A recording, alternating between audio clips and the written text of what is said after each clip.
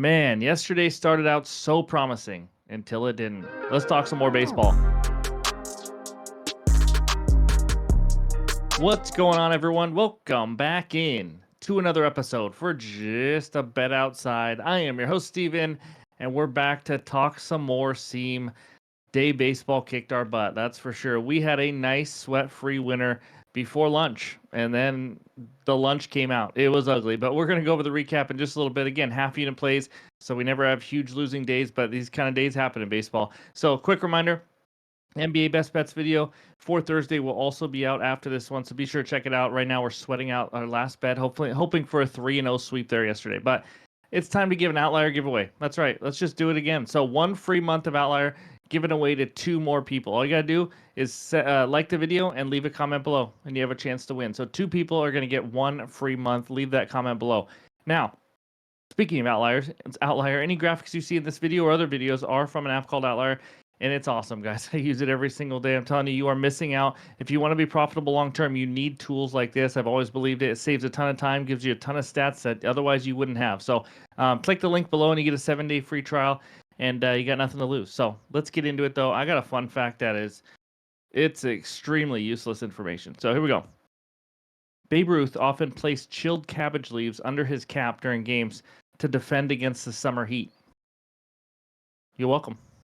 In this video, we're going to recap that terrible day yesterday, and then we're going to talk good and bad hitter matchups, and then we're going to give you the pitcher report. It's a smaller slate today, and then, of course, we'll give you the best bets and the bets recap. We are going to have hitters on fire here pretty soon as well, and then I might be mixing in some hitters I like every single day here soon as well. So hit that like button if you haven't already. Leave a comment below to help this channel continue to grow. If you're new to the channel, hit that subscribe button. We're on our way to 40,000 subscribers. Cannot thank you guys enough for the support, but let's get into it, and that means it's recap time. All right, there it is, an ugly 1-4 day. Let's go over it. Mets minus 1.5. I watched most of this game. The Mets tried to do anything they could to just completely lose the game. Some errors cost them. Vientos and Lindor look absolutely lost at the plate, but somehow they found a way to win. But they only won by 1 run, and I needed them to win by 2. That's the theme here. We lost, I guess you could say, on the hook, but I don't really call it on the hook when it's a run line. So they ended up winning the game. Pete Alonso saved the day, but did not win by 2. They were up by 2 in the bottom of the 10th, and they gave up a single to Xavier Edwards, and they went down 1, and that was it. Unfortunate. Athletics first 5 innings, money line, never had a chance. Terrible read. Jeffrey Springs had a terrible game. It just is what it is. It happens in baseball. But bad read there. Under 4.5 first 5 innings. This was sweat-free. This was as easy as it gets. The game ended 1-0, so gotta love that. Mackenzie Gore, over 5.5 Ks. Guess what? He ended on 5. I mean, it was crazy. He didn't get it done. He had a slow start to the game. And then Dodgers minus 1.5. You may have just seen it. It was a struggle. They tied it up. Shohei, if there was anybody on base, if Andy Pages would have got on base there in the 9th inning, Shohei's home run would have been a 2-run bomb, and we cash. Instead, Dodgers win by 1. So there it is. Dodgers win by 1. I needed 2. Mets win by 1. Needed 2. Gore gets 5 Ks. I needed 6. It's baseball. These kind of days happen. But again, you can shake these off when you're bankroll management, half unit plays each. But it's time to bounce back. I do feel a hot streak coming on. 15-17 overall record, down 1.99 units on the early season. So that's what we got for the recap. Now let's talk some hitters.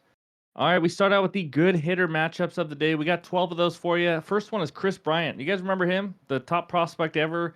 Won a World Series with the Cubs and then completely fell off the planet. Yeah, he's sitting over there in Colorado with a big contract. 5 for 12, 1 home run versus Taijuan Walker. And then Trey Turner, how about 6 for 12 with only 1 extra base hit off Senzatella, though.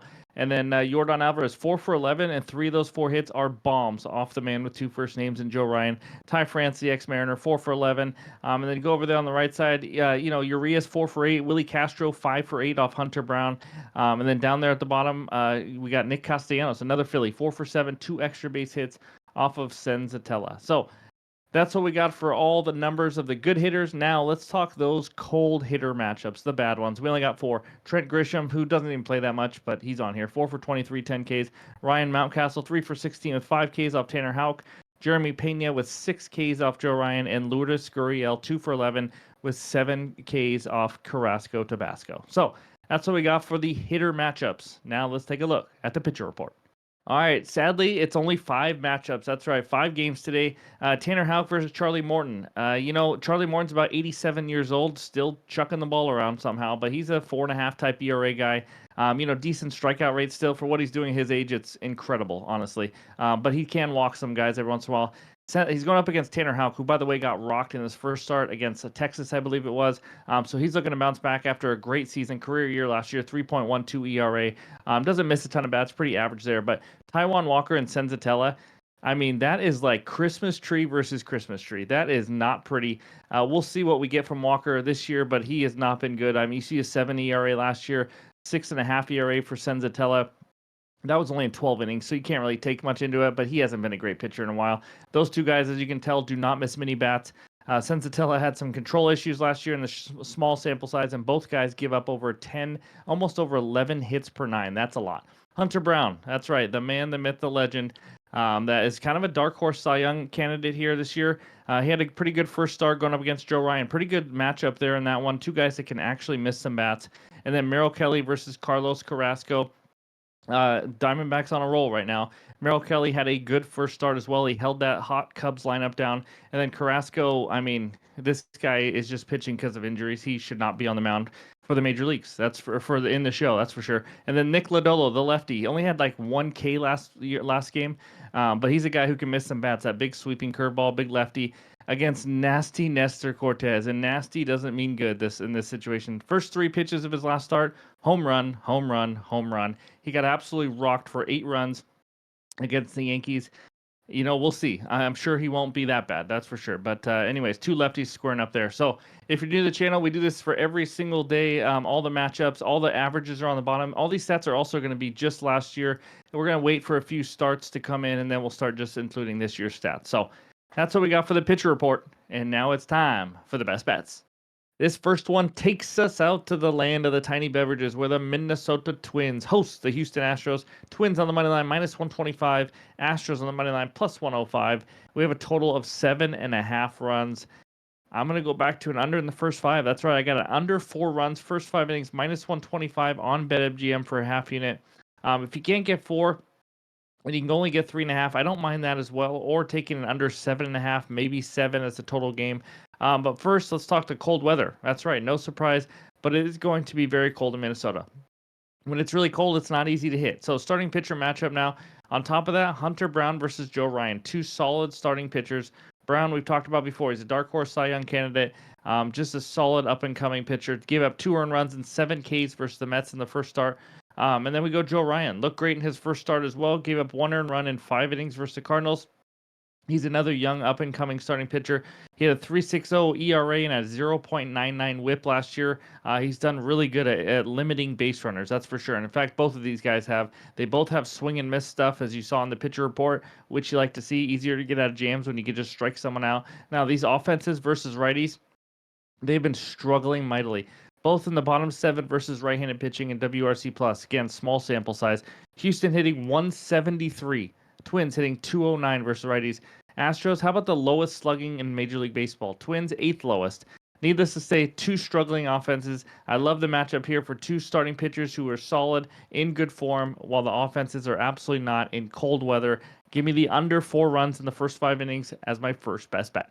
All right, the second one takes us out to Camden Yards where the Orioles host the Boston Red Sox. Orioles on the money line -112, Red Sox on the money line -108 with a total of 9 runs in this one. I got a pitcher prop. That's right. Give me Tanner Houck under 17.5 outs recorded, -125 on DraftKings, half unit play. It's the only book that has this out, at least as of the night before. So first, we have a total of 9 runs for a reason. We're expecting some runs here. But let's talk Mr. Tanner Houck. In spring training, again, take that for what it is. How about giving up 17 earned runs in 13.2 innings? He had 2 really bad starts. Never had more than 3 Ks. Was not missing many bats. Carry that over to the first start against Texas. How about giving up 7 hits? 4 earned runs and walking 3 against the Rangers. Still managed to almost go over this line. He still finished with 5.2 innings, but obviously that's not easy to go 6 innings when you're getting shellacked or walking people. He had his first good season last year of his career. Some advanced metrics say he's due for a little negative regression here, and I think we're starting to see it already. And last year, he dominated lefties. Just a 215 average against and 300 slugging, which is not very good, obviously, if you're lefty. but I'm not expecting the Orioles to have more than maybe one lefty in this lineup here. So I like their chances. Orioles offense overall, still without Gunnar Henderson. Colton Cowser obviously is hurt as well, but they still have plenty of firepower. Versus righties so far this season, fifth best WRC plus versus the right-handed pitching. Orioles aren't an offense that takes a lot of walks. Obviously, that's the negative part here. But I think they can hit him around, just like we saw Texas do, and Texas is a struggling offense as well. So you look at the weather. Also, obviously, this is just something I want to point out to you guys, just for whether it's this one or future bets. There's some possible rain here, and at least that's what I read. Maybe it's perfectly sunny. But if there's any sort of rain delay during this game, it's an under's best friend on pitcher outs, because starting pitchers do not come back out after a rain delay unless it's something really short, which isn't usually the case. So obviously, if a guy's going well, he could throw 4 innings and a rain delay happens, and all of a sudden he's out for the rest of the game. Kind of like a blowout in the NBA, I guess. Not counting on this at all. Just saying a possible bonus is there, but I'm not relying on it for the win. So as my second best bet, give me Tanner Houck under 17.5 outs recorded. Those are my only two best bets so far. Any added plays will be in the pinned comments below on X and on Discord. Might even drop one more before I go to bed tonight as well, so be sure to check it out. But before we get out of here, let's look at the recap. All right, there it is. My two best bets so far. The under 4 in the first 5 innings with the Astros-Twins game, minus 125 on BetMGM for a half unit. And then Tanner Houck under 17.5 outs recorded, minus 125 on DK for a half unit. Again, I'm going to continue to do half unit plays early on in the MLB season.